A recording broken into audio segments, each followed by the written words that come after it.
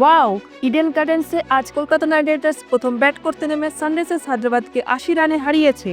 অংরিশ Raghuvanshi ৫০ run করে টিমকে মজবুত করার পর ভেঙ্কটেশ আয়ার ২৯ বলে ৬০ রানের এক দুর্দান্ত ইনিংস খেলেছে।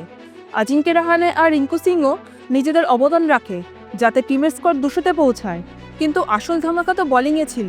বয়বে বারোরা ৩ উইকেট নিয়ে হায়দ্রাবাদের টপ অর্ডারকে হেলিয়ে দিয়ে ম্যান অফ দ্য ম্যাচ হয়।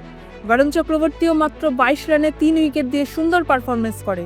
আন্দ্রে রাসেলও ২ উইকেট নিয়ে হায়দ্রাবাদকে মাত্র ১২০ রানে অল আউট করে দেয়।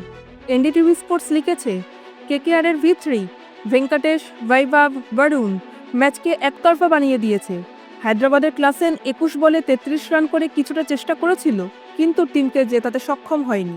এটা হায়দ্রাবাদের IPL 2025-এর লাগাতার ৩ নম্বর হার ছিল, যেটা তাদের জন্য খুবই চিন্তার বিষয়। এই জয়ের সাথে কেকেআর দেখায় যে তারা সব ডিপার্টমেন্টে কতটা স্ট্রং। আজ ৮০ রানে জেতার জন্য কেকেআরের নেট রান রেট এতটাই ইমপ্রুভ হয় যে পয়েন্ট টেবিলে ৫ নম্বর পজিশনে উঠে আসে। কেকেআর কি এই মোমেন্টামকে এগিয়ে নিয়ে যেতে পারবে? কমেন্টের মাধ্যমে জানান।